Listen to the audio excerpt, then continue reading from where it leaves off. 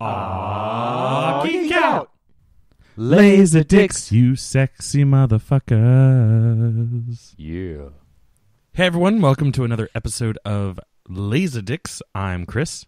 And I'm Ken. And today we are returning to we're continuing off where we left last episode.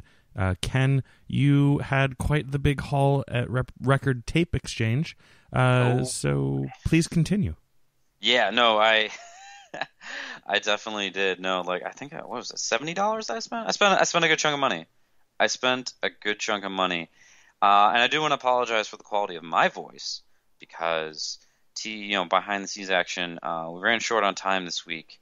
A lot of personal biz, so Skype it is. And I mean, I hope it sounds okay. Luckily, in my headphones, it sounds like your sounds about the same as the quality of microphone that we have here in studio. So hopefully, no one knew until you said something. I just like putting my foot in my mouth. I really love doing that. So, all right, so let's get started because I got some stuff here. Yeah. I picked up this twofer right here. Like, I'm not a big fan of. I mean, okay, I'm like a casual interest into James Bond. Like, yeah, it's like a cool thing. Like the modern movies are pretty cool, but I never really sat down and watched some of the older ones. In fact, I don't think I've actually seen all the way through any of the ones that came out in the 90s. GoldenEye or like Tomorrow Never Dies, is it? I believe so. It's the one that came out after. Yeah, you'd have to ask Sam and Jake. They're the ones that are actually like hardcore Bond people. But I do believe it goes GoldenEye, then Tomorrow Never Dies, then The World Is Not Enough. Exactly. So I hadn't seen any of those, but lo and behold, there was actually two James Bond movies available for pickup, and they were pretty cheap. So I figured might as well. I mean. One, I got first up here. I got GoldenEye, and this, this is my favorite Bond movie. Mostly just because Pierce, it's the first one I saw in theaters ever, and it's the first Bond movie I've ever seen, and so therefore, like kind of like with a lot of our friends who are Doctor Who fans, like he is my Doctor. Pierce Brosnan is my Bond. It's funny. I didn't think of that. You could do the same thing with Bond. Yeah, that's pretty interesting. Yeah. Well, it makes sense too that that's big on you because like that movie exploded back in the day. You had the game on the N64. Like everybody was nuts about this thing. Mm-hmm. So I'm surprised. I guess my mom was very restricted in the movies that I saw growing up. So it probably makes sense that like. What was this? Should say the rating on the back. The rating? I think they're usually like PG-13. Yeah, it's PG-13. Yeah. So she probably wouldn't want me to see it, like, because I was probably like. And like the trailer showed a lot of like the sexual content or rather, I mean, Bond is well known for having violence and sexual content. So I can understand a mother being like, "No, my kid can't see that movie." Heck, even on this case alone, so like the cover's got the two scantily clad ladies, and on the back it's got Bond kissing her where her Adam's apple would be. She's all like, "Oh, it's so sexy! You have a gun. It could go off and explode in my ear. Oh no!" Oh, that's a silencer. It's still right next to your ear. It's right next to her ear. So this is the letterbox edition. Ooh, it's a THX certified. It's probably the same version that I have. It's got the bifold and everything. Oh yeah, definitely got the bifold. Mm-hmm. Inside the bifold, it has the wonderful.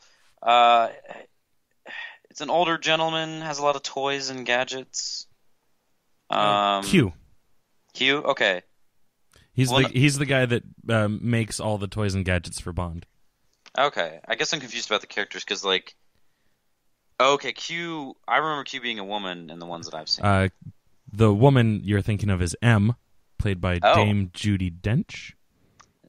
There we go. Yeah, and she's GoldenEye is actually the first movie she's in. She's the only actor to be in both like what you would consider like the classic Bond movies, which is like Brosnan and Pryor, and the modern Bond movies, which is the Daniel Craig ones. Okay. She's the only actor to be in both. Wow. All right. Yeah. Well, then, right in the centerfold, they have this wonderful kind of like centerfold-esque picture with him and all the gadgets just spread around all in front of all sexo-like. That's a word I made up, sexo-like. Yeah. Let's see here. This is a pretty good bifold. It's got the two ladies, and he's all like, "Oh, look at me, I'm sexy. I'm a sex god right here." That's exactly what he sounds like. It kind of looks like Side 3 got CAV treatment in terms of these chapter spreads. In fact, let me... Yeah, I think if I remember correctly on mine, Side 3 is CAV on that one, just because it's got a big stunt spectacular explosion. I would imagine. Yeah, let me see. What kind of quality is on this disc? I would like to see... Oh, it's just extended play. Well, that's disappointing. Really? I get maybe it just only has a handful of scenes on Side 3. Well, it's got a big cool... the divider is Side 4 is the world of 007. And it looks like they've got... it's like a particularly long featurette with credits and titles. Legend of James Bond, Man of Action, Bad Boys of Bond, Q, The Gadget Master, The Women of 007, The Music of Bond. Interesting. Oh, no, that's all. Oh, that's all in Side 3. And then they have the GoldenEye dossier. They got a lot of special features on this thing. Yeah. Wow. Music video, original featurette, 15 trailers and television spots. Really? Yeah, that's quite a ton. Mm-hmm. And behind the scenes commentary by director Martin Campbell and producer Michael Wilson. Well, that's pretty exciting. So then digital left and right, and then it has analog audio commentary on the left. Huh. That's pretty nifty. That's pretty nice. So that's rad. Heck rad. Hecka rad. Side 4 CAV, the special features are The special CAV. features in CAV? What the hell? That's the worst kind of decision. Oh, jeez. Wow, way to make a decision, guys. Okay, so then let's follow it up with another Bond. We've got Roger Moore as James Bond with A View to Kill. View to a Kill. Oh, A View to a Kill. Yeah. If I remember correctly, one of the least liked Bond movies, or at least liked Roger Moore Bond movies. Oh, well, that's a shame. I mean, this cover's fantastic. Got the Golden Gate Bridge. It's got one of my favorite theme songs. I believe it's Duran Duran. So don't hate me if I'm wrong. It could very well be the one with Aha, but I think Aha is one of the Timothy Dalton ones. But yeah, it's got quite an exciting theme song. I think it should have been called "Dance into the Fire" because the chorus goes "Dance into the fire." Da, da, da, whereas like "A View to a Kill" is like kind of just thrown in there as like a throwaway line. Exactly. Although, oddly enough, haven't seen that Bond movie. It's one of like 2 Bond movies that I haven't even seen, but I know a lot of factoids about it. Well, I mean, it doesn't tell me whether or not the soundtrack includes them. It just says, original motion picture soundtrack on Capitol Records and cassettes. Really? Yeah. It doesn't say, like, if anyone... Like, who did the theme song was such a big thing. You'd think that they would mention that.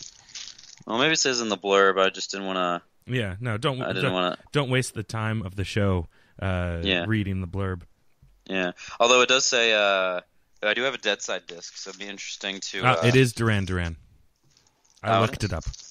You got the skills. Yeah. But it does have a Dead Side disc, so it'd be interesting to get this cleaned up and see if I could play it. Oh yeah. Get some of that Dead Side action. See if it For those that are just now tuning in, Dead Side discs are the ones that.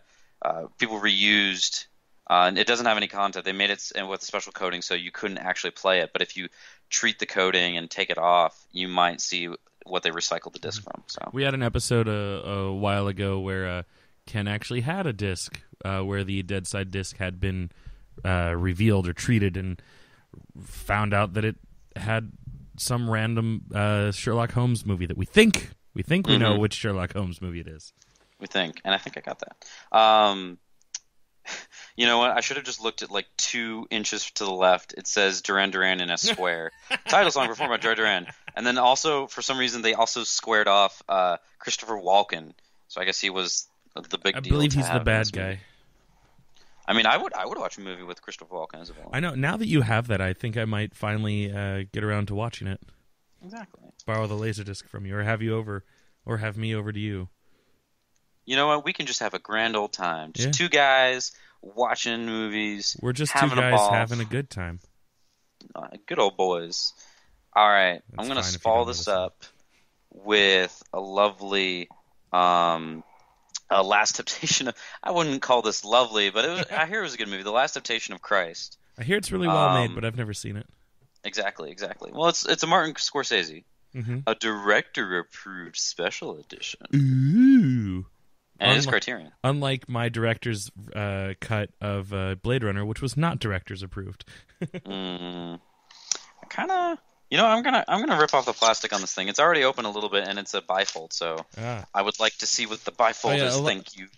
Yeah, a lot of times people would cut the plastic right there, just right there where the discs come out, so that they could, take the discs out to watch the movies, but still keep the casing intact, so that their stuff was still protected. I mean, and it makes sense, but with the bifolds, like half the point is like you can read all the stuff on the inside. So whoever did this was not thinking. They weren't there to enjoy the art. Exactly. Well, unfortunately, though, there is no art here. Oh. There is a good Wikipedia-sized article here by David Ehrenstein. Did you say it was a Criterion? It is. Yes. Okay, yeah, Criterion does that a lot. They just in the bifold in the fold, it's just words, words upon words. Yeah. So all right, but this is kind of cool. So they get into like all the features and things. It looks like this is a CLV movie ending with a CAV side 4. Mm-hmm. That's kind of weird for a Criterion. Usually, Criterion would go all out. You know what makes this doubly weird? Side 4 isn't even the end of the movie. It's already ended in side 3. What? It's It's basically side 4 is a supplement directory. just like the GoldenEye. Yeah, like whoever. These are worse decisions than like random DVD decisions I've seen. DVDs, you could go back and okay, maybe it's just one dude. They have to make a lot of DVDs, but this is Criterion. People had to put thought into this. Yeah. Let's see. Supplement directory. Martin Scorsese's visual research, costume designs, production, and publicity stills. Oh, so this must be a lot of frame-by-frame stuff that you can advance. Mm-hmm. Oh, yeah. My Ghostbusters is like that. Yeah, Fievel did that, too. I really like that. Location, production footage, interview with the composer, Laserdisc production credits. Ooh. You don't get that often. Yeah, exactly. And color bars. You do get that often, especially with Criterion. Oh, yeah. I've seen a lot of color bars with Criterion, usually at the end, which is weird. Yeah. Ooh, the commentary for this one has Martin Scorsese, Willem Dafoe, Paul Strider, and Jay Cox. That is a lot. That's a good amount all of people. Running throughout the whole movie? Yeah, it's an analog track one. Because I remember on the Star Wars Definitive Edition, like you get a lot of people doing commentary, but they get like one track where they're talking by themselves, and then like it'll go like 2 scenes or so with no commentary, and then you get another scene with commentary.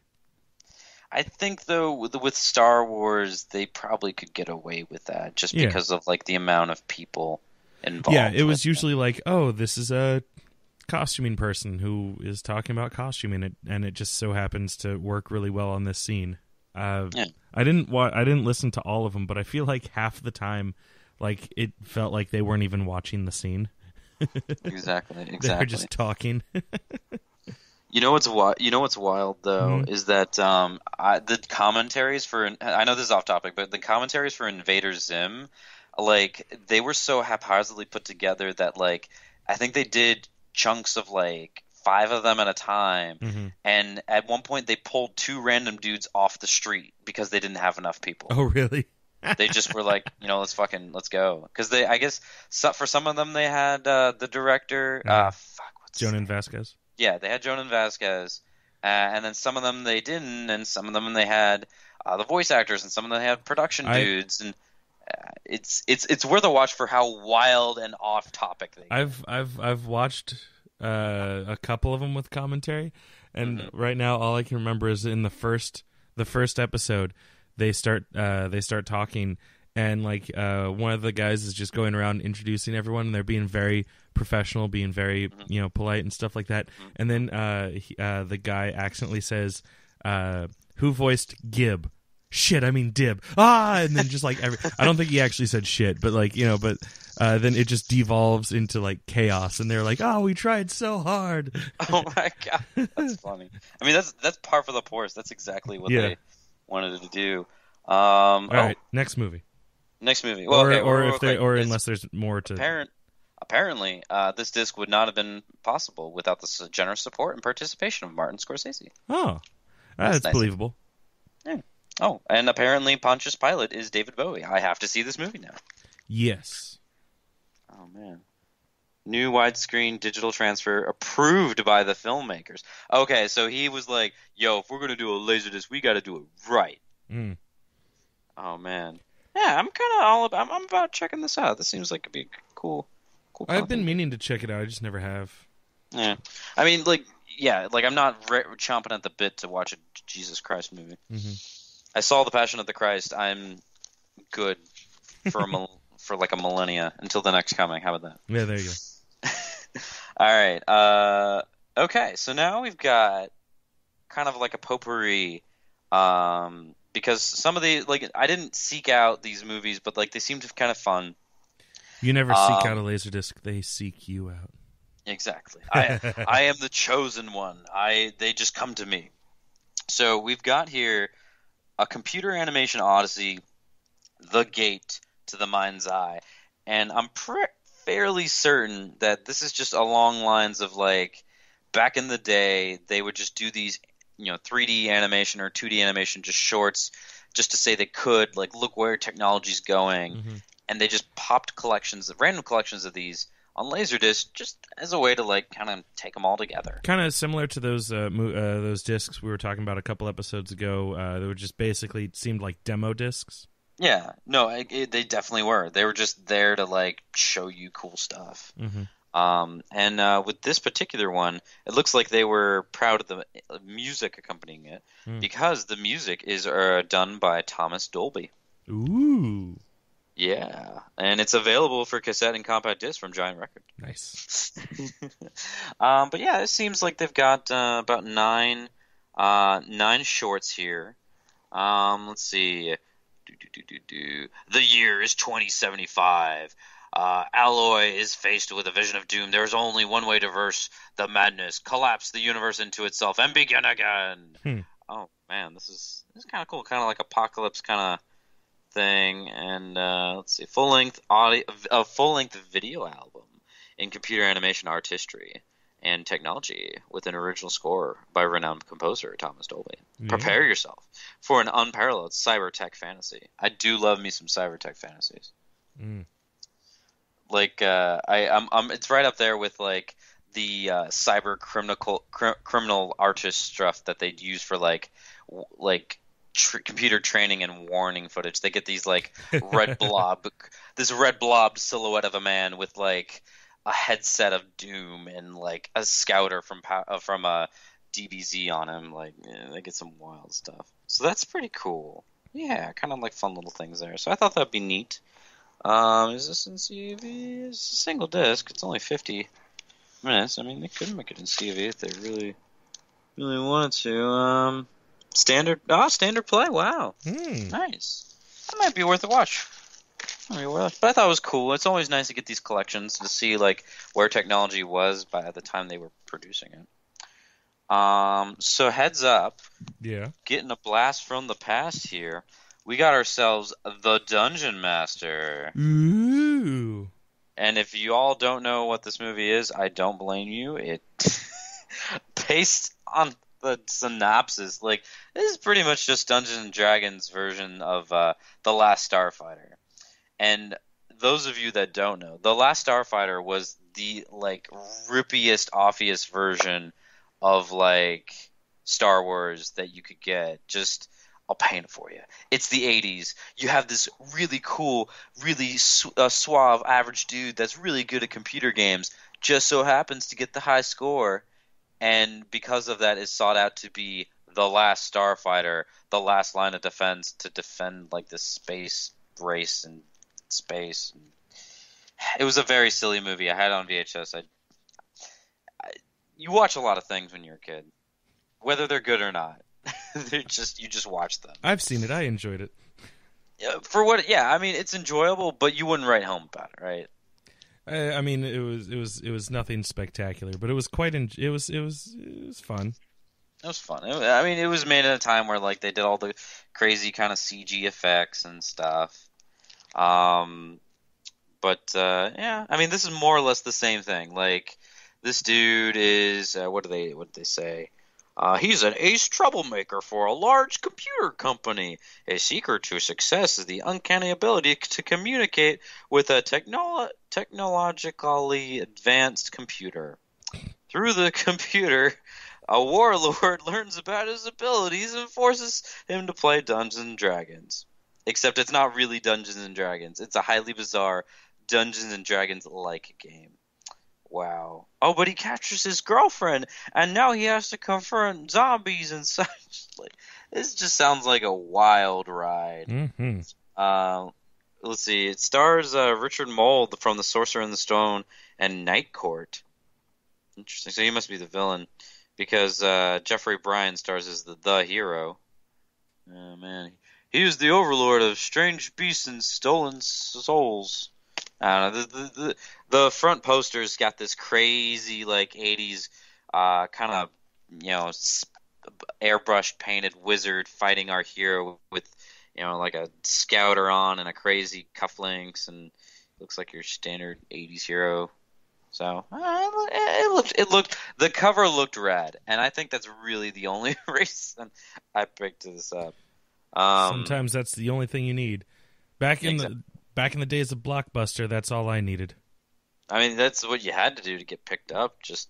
I'd love to see, like, much like Sausage Party. Let's make a movie about like early Blockbuster days, and like the movies are real, and they're trying to vie us with their amazing, fantastical covers.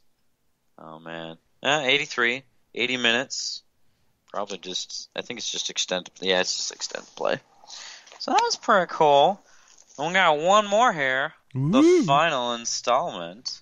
We have here the complete set of Fawlty Towers. Oh, beloved BBC show Fawlty Towers. The one and the same. And I had fond memories checking this out on Netflix, just intoxicated with my good friends Jim and Ann. And I don't think I've seen more than 2 episodes of this, but I thought, for $7, getting the entire season, like, might as well. Mm-hmm. Like, how many episodes we got here?